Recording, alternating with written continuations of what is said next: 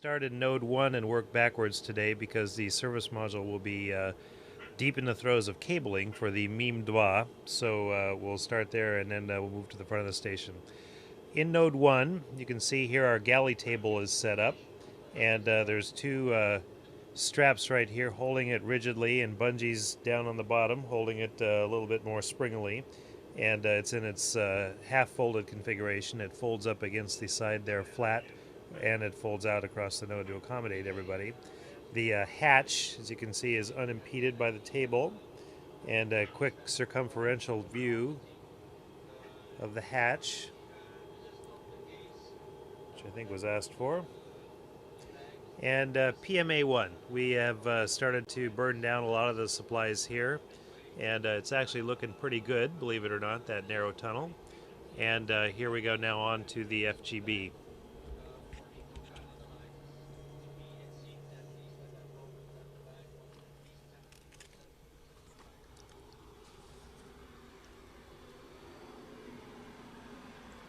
Now I'll make a note that Gennady has just gone to Herculean efforts to clean up the FGB, stow things, get rid of things, and I would say that it's not looked better than this for an awfully long time. We had to add another layer here for the EVAs and put other Orlon suits up here. These, of course, are now back in the SO Adin, and the FGB is looking great. It's still a huge amount of stowage, and anything stored in plane 1 is very difficult to access. There was a question about the Potok location in the FGB. Here it is. It's been moved in a very convenient location after the restow activities after the EVAs. And down here we have, of course, several YDVs, disassembled KTOs.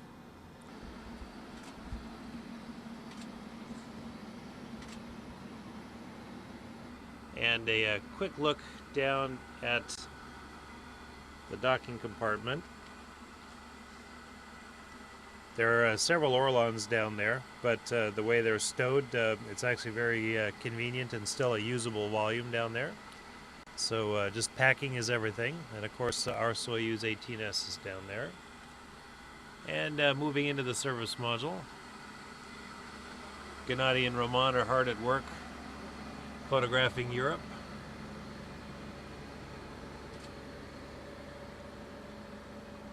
And the service module is looking very clean these days.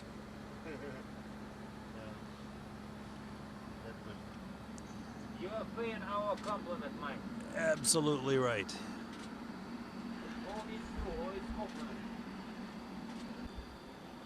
Now moving back forward through the service module, again there's been really major efforts to clean things up in here, and the service module is a very clean module right now. The galley table, we take breakfast here and lunch here typically, and reserve dinner for the US segment. And service module walls, planes 2 and 4, have been massively cleaned and tidied. And we'll go ahead and move back forward now.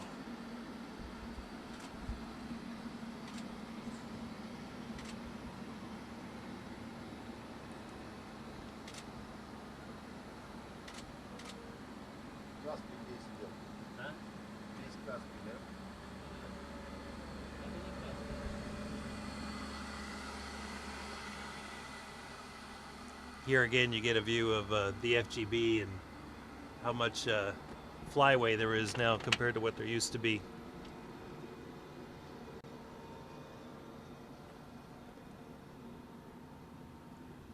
This is the hygiene station, which is something all the crew members used at first. Now just Gennady and Roman are using this, and the US segment guys are pretty much using the WHC. And this is working out fairly well.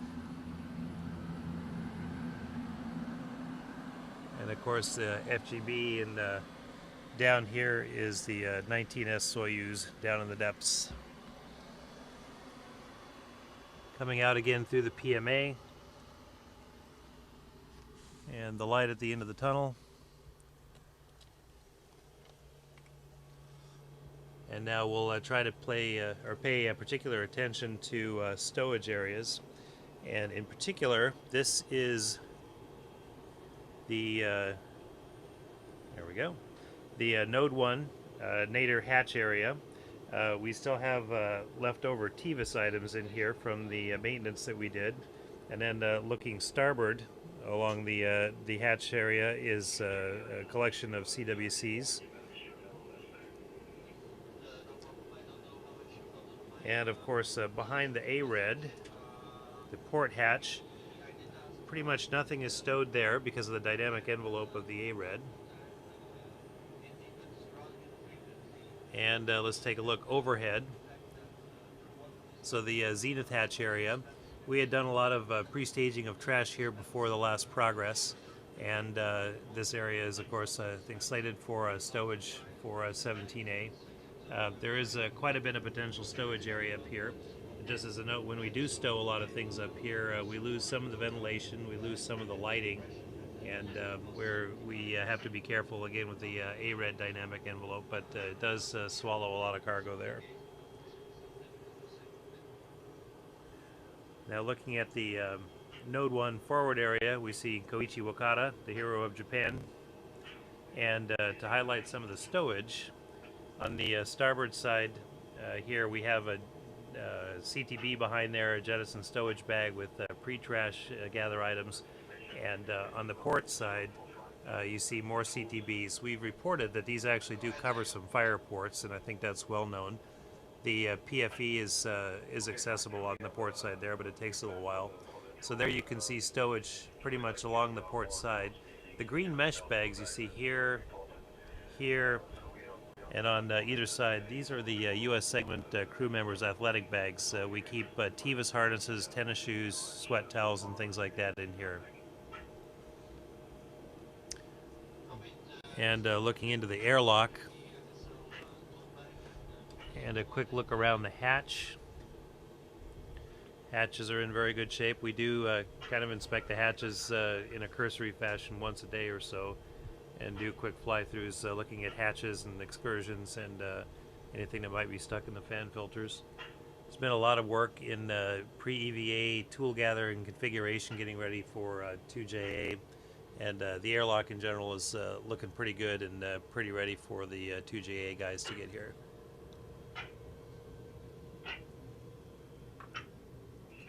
Station Houston on to for a follow-up for Frank on Toka. The crew lock is full of tools, and many workstations are all configured and ready to go.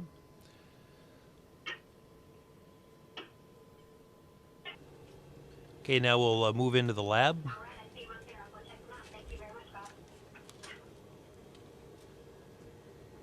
And a quick look at the hatch seal around.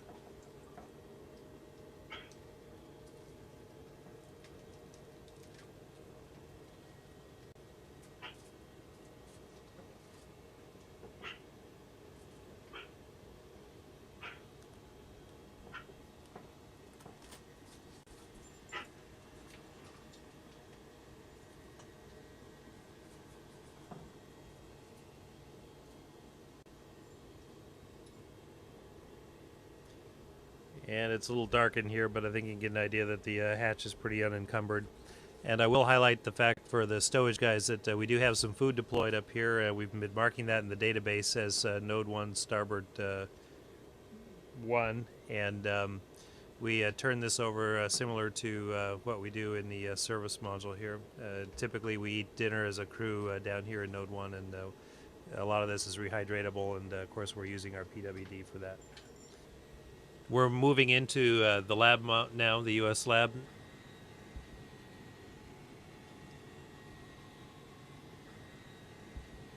And notably the RWS over here, and SSCs on either side of it, 8 on the left, 5 on the right. I'll get a quick look at those for those who might be interested in the robotics ops coming up.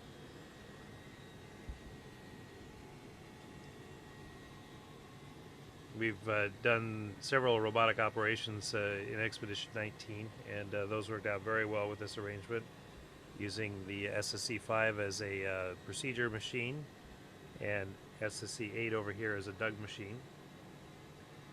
And looking back quickly at the hatch arrangement, see the hatch is clear. I think it's been reported several times that the quarter turn fasteners don't seem to work so well, especially if they're in an area that's accessed frequently. Several of them break in their catches, and as you can see, the PBA hatch over here, just over the PFE port, there's 4 of those fasteners are gone, and we have to be careful because opening the PBA port here against the Velcro inside would impede the PFE coming out. So that's just something for us to be mindful of. And we keep our TVIS cards up here just above the mech so that it's convenient for us to come in and get them read after TVIS exercise and in the mech and then put them back. For stowage guys, again, we've reported the location of the food warmer. I think we've sent a video down about that as well, but here again is where we keep the US food warmer. And the cupola robotic workstation.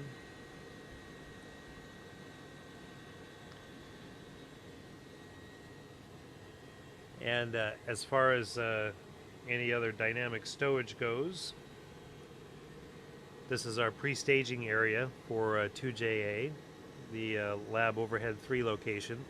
It's fairly packed right now with items ready for the 127 crew. It was a good location. I think it's worked out well for us. We could probably stuff a little bit more in there. Mostly CTBs, ECOCs, JSBs. As you can see, there's some food containers there all bundled up and ready to go.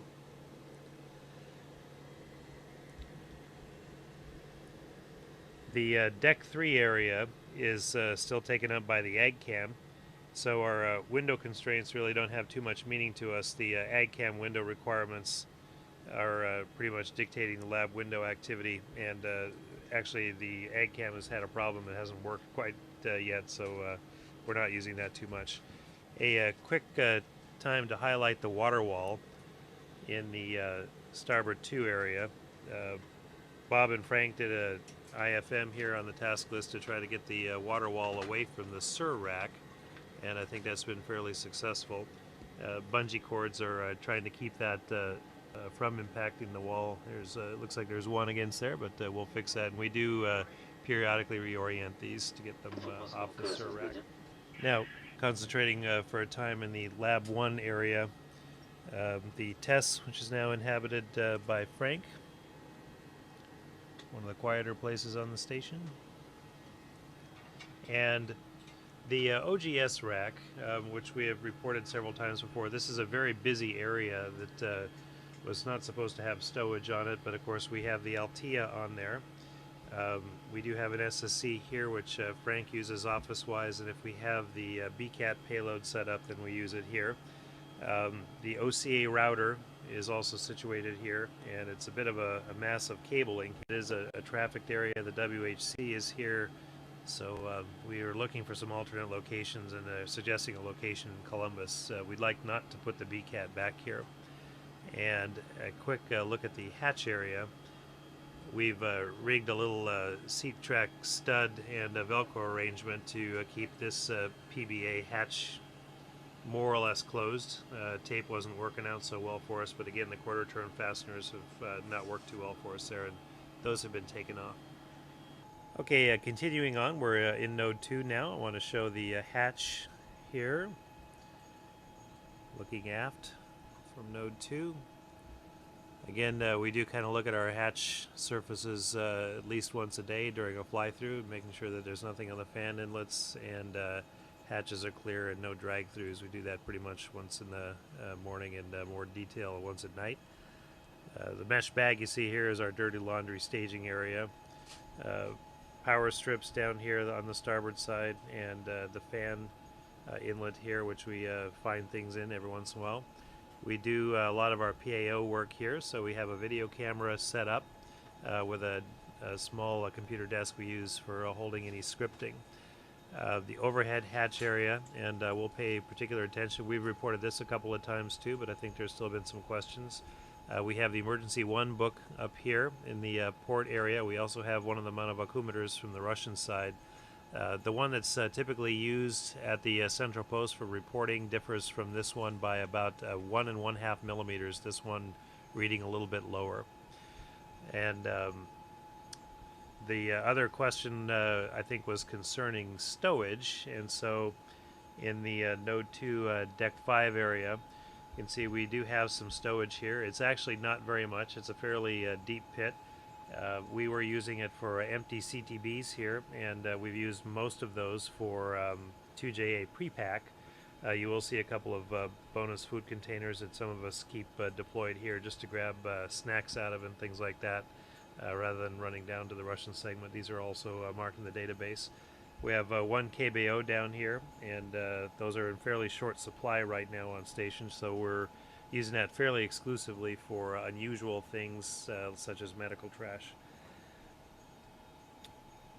And pivoting around, this is the workstation on the port side. Port crew quarters, port side workstation. This is something that I use, but also other crew members use just for supplies and grabbing stickies and pens and things like that. Power strips and charging below. And my work SSC. And the starboard side workstation, similar, kind of used by Koichi, but also by everybody. There's some temp stowed tools here that we use frequently. And looking overhead, other things that the crew preference items, as they're marked in the database, show us as deployed. Okay, continuing along here, Node 2 Deck 5 storage area. Let's turn on a little bit of supplemental light, which the high-def cameras like. We do have the one big mid-deck stowage bag here, and again, a few CWCs. But there is obviously a lot of potential for stowage down here. We've reported that we're short of these bungees, and we really are. We need these for stowing in some of the big radial hatch areas, so I think we've got some of those coming up on 2JA. And another area that might be a little bit underutilized is the end cone area in the Node 2. We could stow a few more things here. Obviously, during a shuttle mission, it would be a little bit difficult. It is a thoroughfare, but it is an area that we could use, and we'd sometimes use for staging now. I will point out the 2 food containers. These are Russian food containers and are listed as discarded, but we have put the backup IFM tools, the IFM spare tools, into these 2 containers and organize them somewhat. And we actually do use these fairly frequently. Either because we have tasks simultaneously or because we just can't necessarily find something out of the regular IFM kit. We're trying to be fairly ginchy about putting things back when we're done with them, but there's just a lot of people up here using tools, which is what you expect with a 6-person crew. And the Node 2 forward hatch area, the flag area, we use this as a backdrop for PAO events again. Our venerable ship's bell. And the big CTB floating here is our Ziploc pantry, which we're into fairly frequently. Now a quick look at the overhead. Again, quite a bit of potential stowage area, and I know that for 17A that will be fairly heavily utilized. We have a little bit of a bungee net up there. This is where we typically dry our clothes, and some of our water reclamation is done up here too. The ventilation here is quite good, so we try to make use of that the best we can. But that should give you a pretty good idea of the stowage potential up there. And moving quickly into the gem, still the tidiest, largest, quietest module we have here. It's a pleasure to work in here anytime.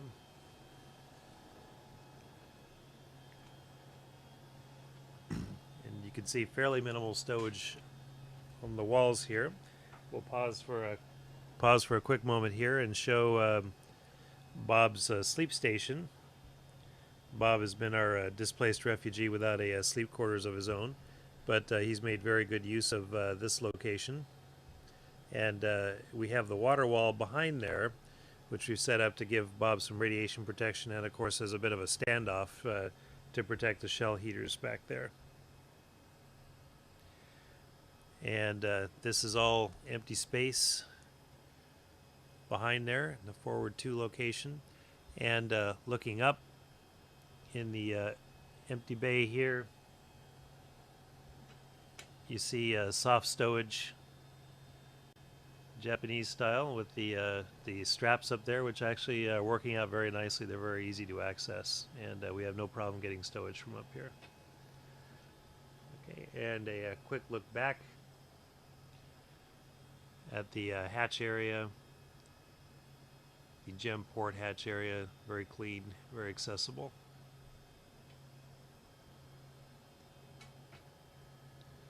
Moving port,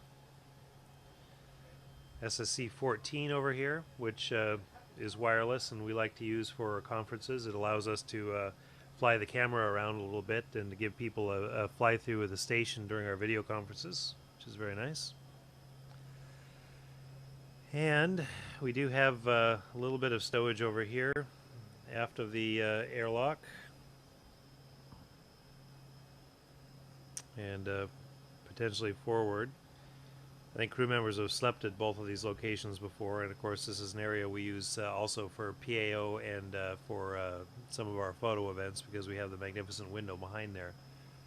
And looking up into the JLP, I think you're probably aware that we do have one of our EMUs stowed in here. It makes things much easier to work in the airlock. And some of these bags are actually empty that we have up here. The 3.0 CTB here is empty. We had found food containers in that. We moved those to Columbus Forward 3 in an effort to try to consolidate all of our food. As the other EMU that was already stowed up here, the robot trainer, and Bob has also been using this as kind of a private area for cleaning, or for hanging laundry and dressing. So that's JLP. Obviously just right now very loose stowage, but a lot of potential here. And you can see we have a couple of ECOCs here. I think these are mine and Gennadi's, just floating. And back down we go.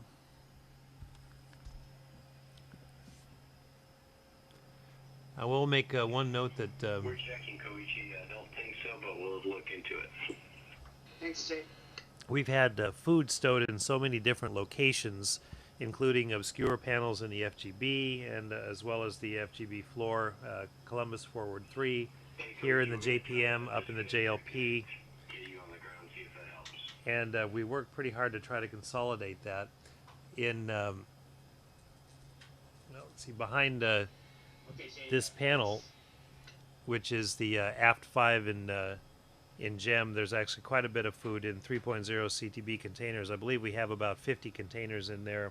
Still, some of those are Expedition 18 Russian food containers. And we're going to go into Columbus. Quick note that we have the WAP stored up here. And into Columbus, working module, and Dr. Thirsk is working hard today.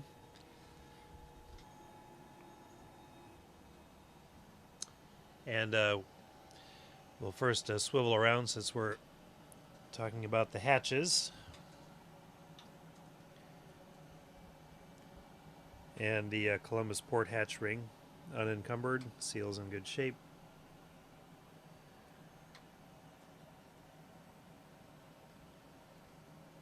See the ATU and a headset unit there.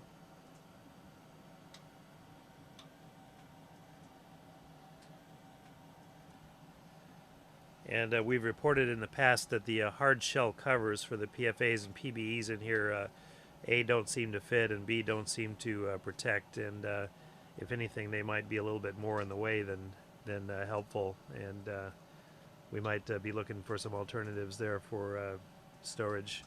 I think probably the only thing you really need covered is that PBA there, and perhaps, or I'm sorry, the magic mask itself, and perhaps the top of the PBA. But otherwise, these are low trafficked areas and fairly safe.